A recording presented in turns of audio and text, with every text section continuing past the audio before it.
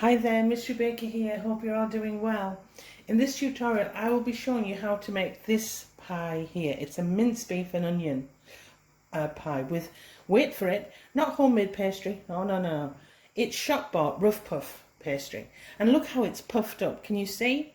It's absolutely divine, and that light buttery texture married against that thick beefy gravy of the pie is absolutely divine. Nothing fancy, I haven't added any extras as far as herbs go. This is just what you would find at your local Greggs or bakery. It's just traditionally British and it's really beefy and meaty. And there's a little mini one here that I've made. Now this one's for my son because he doesn't like onions, so I've made a separate pie for him. And it's just a plain and simple mince pie, but the same ingredients, just missed out the onions. And I mean, you can do that too.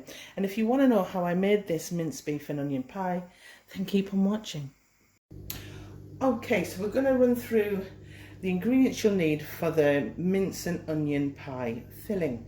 And as you know, all of my tutorials are for beginners and I keep it simple. And this is a simple recipe, but by goodness, it is delicious.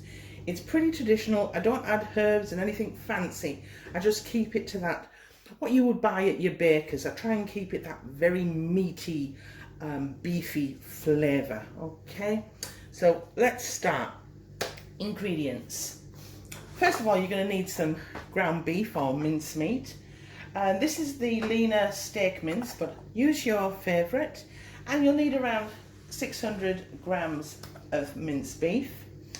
I've got here 2 tablespoons worth of plain flour, and here I have some beef stock. You'll need 600 millilitres, or alternatively you can use stock cubes. So just put 3 beef stock cubes in a jug and fill it with 600 mils of hot water, just so it dissolves the stock cubes. I've got here 1 onion. Now I like, with my mince and onion pie, I use a relatively large onion. You can use smaller if you don't like onions, but I think the more onion in it the better, because they do kind of melt down and become reduced. So the more onion you get in that, you're getting more flavour. Okay, now optional is a couple of splashes of Worcestershire sauce, Lee and Perrins. And here's my little bit of va-va-voom. Optional again, but I always add a little bit of Marmite, which is yeast extract. And it's rich in vitamins, so it's good for you too. And I just love it. I absolutely love it. And it adds actually to that beefiness of your minced and onion pie. Okay, so let's get started on this filling.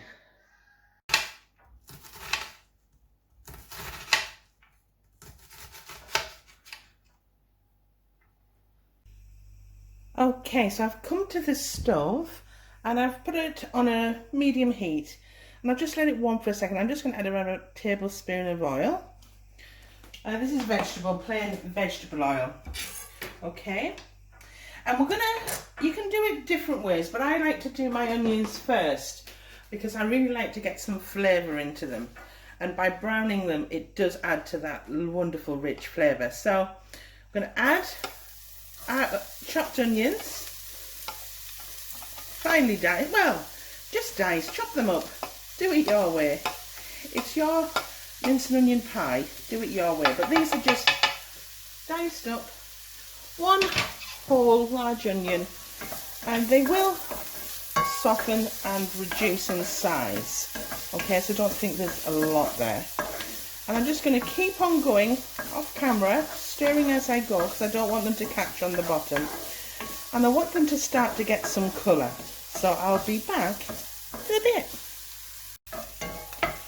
Okay, so they've been on, and I've been continuously stirring, and they've been on for a couple of minutes now. And they've become translucent. And they're starting to change colour. I don't know if it'll pick up in this lighting in my kitchen, but they're becoming a very pale golden colour. And that's what you're looking for, a very pale, almost yellow, like a lemon colour, okay? And you know now that that stage is complete. And now we're going to add our ground beef or our mincemeat. Okay, and just going to grab my minced beef, place it in,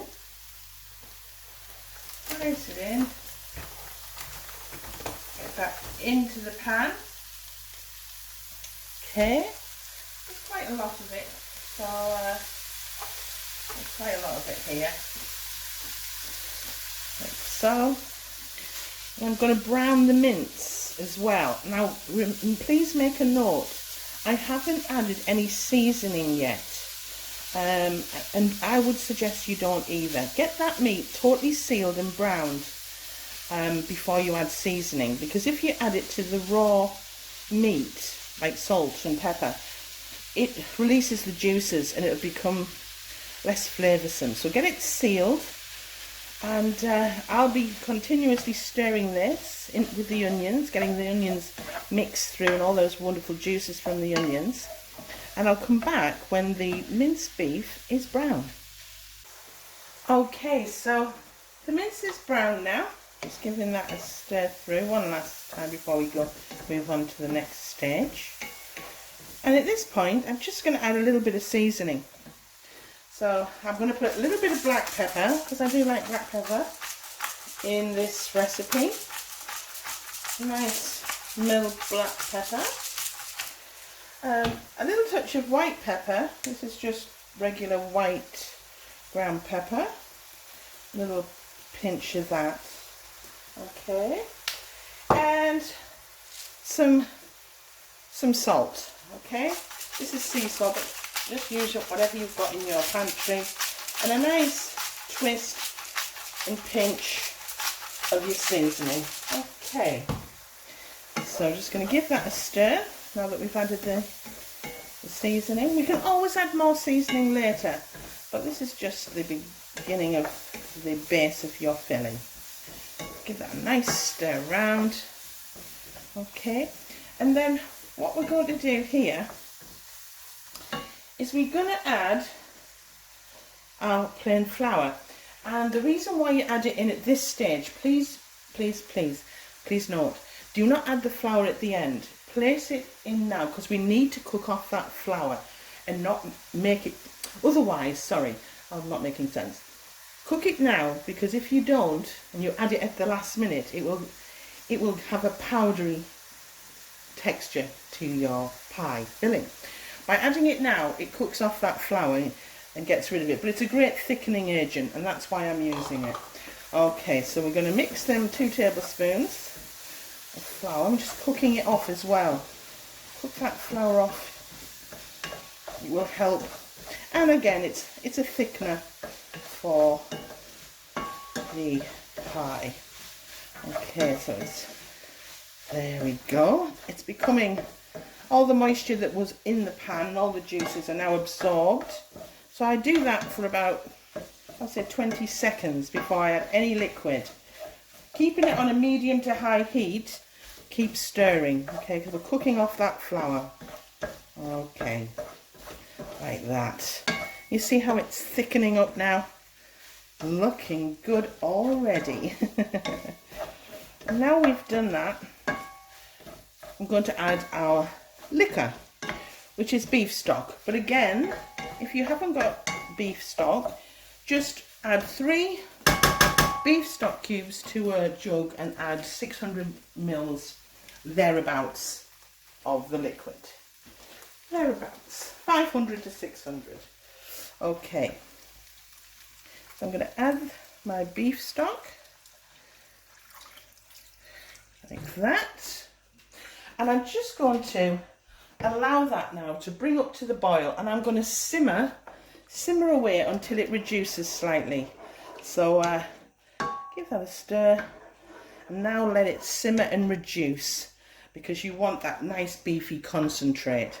And I'll come back when I'm ready for the next stage. Back in a bit. Okay, it's simmering now. I'll bring it. Oh, I don't want to steam up my camera. But you can see by the line that it's reduced down ever so slightly. It's been on for about 13 minutes. It's getting thicker, as you can see. Okay, so at this stage we add our extra optional ingredients. I'll just put this camera down ever so slightly. Oh, yeah.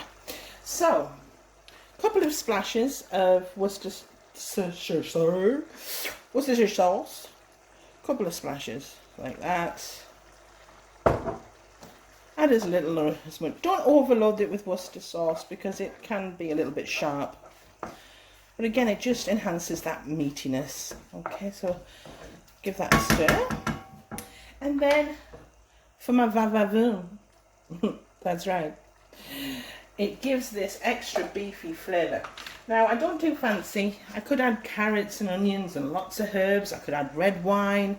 But I'm doing a traditional British English recipe with a little bit of help from my Marmite friend. So 1 heaped teaspoon goes in, nice heaped teaspoon, and then another, just for look, more than anything. There we go, and give that a stir. As you can see, it's starting to thicken. You can feel it on the bottom of the pan here. I'm just, yeah, giving that a good old mix through. And that yeast extract or Marmite just gives it a richer colour as well. And it helps. And the Worcestershire sauce. Worcestershire sauce. I have to put my teeth back in. Right, okay. So I'm going to continue to allow this to simmer for a further 10 to 12 minutes. Back in a bit. Okay, so I don't know if this is picking up, but I'll just show you. And I push along, it leaves like a river. Okay, so it's becoming more jammy and it's pulling away from the bottom. Okay, and that's what you're looking for. Okay, it leaves a river of the bottom of the pan. Okay, and then it eventually slowly fills in again. Okay, so that's what you're looking for. That's the deal. And it's been about 10 minutes. So I'm just going to finish off. Now, a lot of recipes, a lot of people who make videos, they won't tell you the truth. They kind of show you the finished article and go, voila, ta-da, here we go. Well, I'm going to show you, just to finish off, I want this a little bit thicker. Now, I don't want to add plain flour at the end because I just don't, because it will leave a powdery texture on the palate. So what I've done is I've put two little teaspoons of corn flour in a bowl, and I've mixed it with 1 teaspoon of water, and just mixed it through. So I'm going to add that to my corn flour. I'm going to add the corn flour to my mixture. Okay, that's all I'm doing. That's it. And I will just continue to stir this for 3 minutes, and then we'll be done. And I'll be back in a bit. Okay, so by adding that corn flour, can you see now? Just now. Now when I make the river, it's a lot slower when it falls back in, when the gravy falls back in. And that's when you know it's ready. And they won't show you these little tricks, but if it's too runny, they'll be adding corn flour to thicken it. Now, I don't want it too dry. I see a lot of minced onion pie recipes out there, and it's almost just like coated mincemeat solid. I do like a little bit of gravy, because that's just your flavour there, and it's a soft centre again, and it's a great contrast against the crusty buttery pastry. So I always do like a little bit of liquid in there, and I think that's enough. As I say, when I run across, it creates a dam and a well, and it doesn't roll back in very, very quickly, and that's when you know it's ready. So that's the filling. And now I'll just put this straight back down without breaking anything. I'm going to turn this off, and I'm going to allow this to cool naturally. I'll just cover it with a lid and I'll let it cool, because this is quite a big pan. I can't get it in the fridge. If it was a smaller pan, I mean, I can always transfer it into a smaller bowl, but I can't, because I've got other cooking to do after this. So I'm just going to leave it here to cool naturally. And in the meantime, I'll be washing up, getting ready. And if you want, you can stick around and I'll show you how to put the pie together using shop-bought pastry. Back in a bit. Okay, so we're going to start with the pastry. And it's been out of the fridge for about an hour because it's a very humid day today. So I haven't left it out as long as normal. I've got my pie dish and I've greased it. And depending on how big your pie dish, I'll put all the measurements of this pie dish below in the description box, will depend on how long you roll your pastry. Now I'm looking for a rectangular shape, but if you've got a round tin, you're looking for a nice round shape. Okay, so we're going to start rolling. So I've put some flour on the work surface and I'm going to put a little bit, quite a bit on my rolling pin because this is quite wet but firm. Okay, and half turns like so to begin with. Okay, now I'm wanting the rectangular shape, but I want it relatively thin because it's going to be the base of the pie. And yeah, you need it relatively thin so it cooks on the bottom. If you make the base too thick, it will be doughy on the bottom and you don't want that. So I'm going to keep rolling, but you get my drift. Keep flouring, turning, adding more flour on the work surface if you need it. And I'll keep doing this off camera and I'll come back when I'm kind of ready. Okay, so I've rolled it out. It's relatively thin. It's probably about no more than 2 millimeters. And because you're using the Just Roll, it has an elasticity to it and it's a lot easier to get very, very thin. Okay, so you are able to get it really thin and pick it up and things like that. So I've brought my tin in. So put your rolling pin in the center and flop that over like so. And bring the pie dish in, hopefully. It is picking up there. Yeah. And I'm just going to drop that over like that. There will be some left over, but we will be needing it, so don't worry. And then very gently lift and push that down into. So you're kind of lifting the curtains and pushing down like so. Lifting the curtains like that. It's okay, like that. Doesn't it? And I've greased it so it helps. And then with a sharp knife, just cut off the excess like so, like that, all the way around. It's only the base, it doesn't have to be as neat as the lid. Cutting around as I go, like that. And then with your bits, because it's flaky pastry, don't just scrumple it in a ball. We want it kind of flat. So with your bits, like that, there's some more bits here, kind of fold them over like that and add them. Okay, and again, a big bit here, gosh, hope it's picking up. Fold it like so, over like that. So you're keeping kind of those layers that you would naturally have in flaky pastry. Okay, and then you can put that together, pop it in the fridge for when you need it. So a finishing touch is with a fork, and I'll bring it over so you can see. With a fork, we're going to very gently, not piercing all the way through, but we're just leaving some indentations. And that will help the steam to run through and cook your pastry and your filling at the same time, and it'll become evenly baked. Okay, so just a few around, and I'm just going to put that in the fridge for a couple of minutes while I get cleared away, and I'll be right back.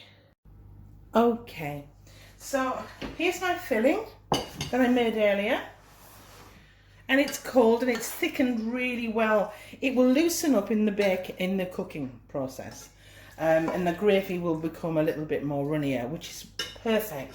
I don't like very dry fillings, especially when they're beefy like this one. And it smells divine as it is. So we're going to get this in, and make sure that your filling is totally cold, okay? So just, sorry if I'm in the way here. I'm going to get that in. Okay. And waste not, want not. I know, I don't like to waste anything. Okay, and just very gently push that around. And try and evenly spread it down. Like that, so that everyone gets the same amount of filling. Like so. Now there will be shrinkage in this pie, but that's quite normal, and don't panic. So I'm going to start with rolling out the lid. I'm going to do the same process. It needs to be a little bit thicker than the base, nice and thick so that those layers pop. About, I would say, 4 to 5 mil thick. That's a nice thickness for this top. And I'll do that. I'll come in when I'm rolling to show you stages, and I'll come back properly in when I'm applying it to the pie. Back in a bit. Oh, before I go, get that oven on. All temperatures and times will be here, along with in the description box. Back in a bit. Okay, so I'm just finishing off. Again, I've rolled it thicker than I did. Sorry, I haven't rolled it as thin as I did the base, and it doesn't need to be. So that's about it. It's about 4 to 5 millimeters. Okay, so I've got my pie here, and I'm just going to brush just the edges with a little bit of milk, not too much, just along the edges, just to weten it ever so slightly like that. Okay, and I'm going to bring in my pastry. Again, put your rolling pin on and lift like so. I hope it's picking up here. Always worries when we're trying to, find. There we have. I'm just using my hands just to use that glue to be pressed down ever so slightly like that, and just remove that excess. Sharp knife will do the trick, like so. A little bit. I love this type of baking. And look, yes, you can make homemade, and I have a tutorial on here how to make your own and how to make a corned beef pie using homemade flaky pastry. But it's just as good. It really is. Maybe not as buttery, but definitely good. I just make a couple of indentations in the top, help that steam, and it doesn't puff up too much. The steam can escape. And then with milk, I mean, you can add an egg yolk, but as I've said in previous tutorials, I don't like egg yolk. It looks amazing as a glaze, but it smells a little sweet. Okay, it smells a little sweet. It's not smells, it tastes sweet, and I don't like it. So just good old-fashioned, back to basics, and milk will do, and it will just add a lovely golden colour. And this will go in a preheated oven. As I say, temperatures all will be listed below, along with times that it needs to be in the oven. And I'm going to get this in the oven now and come back when it's coming out. Okay, so we're going to get this out of the oven. Okay. Oh, hot. Oh, be careful, these. Woo. Ha-ha! Ta-da! And there you have it, my homemade minced beef and onion pie, and it looks and smells absolutely divine. Now it's piping hot now.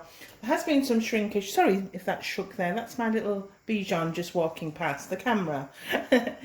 And she knocked it. It has had some shrinkage, but that's fine, and it's quite normal, okay? And it's rough and puff And it's puffed up lovely, that flaky pastry with that very meaty centre. Will absolutely be divine. I'll try and insert a picture or a video of me cutting this, but if there's a bit of a, I forget, then I'll say goodbye now and thanks for watching. But if you hold on, I will try my best to insert a picture of this being cut. Okay, so I've made this little miniature pie here. It's got no onions in it, but it's the same recipe. I made it at the same time with the rough puff pastry. I just didn't put any onions in because my son doesn't like them. And this one's still hot, but this one is a bit cooler, so I thought I'd cut this one. But it, you know, you'll see what it looks like inside. I do like a nice deep filling, as you know. So I'm going to cut this. Try and cut it. It's a nice crisp base, which is what you want. He won't mind. He won't mind. Can you see? Just lift that up. Nice deep base. Yummy. Well, thanks for your time. Thanks for watching. Please subscribe if you haven't already and hit that like button. It really helps my channel grow. And thanks very much for watching. Speak soon.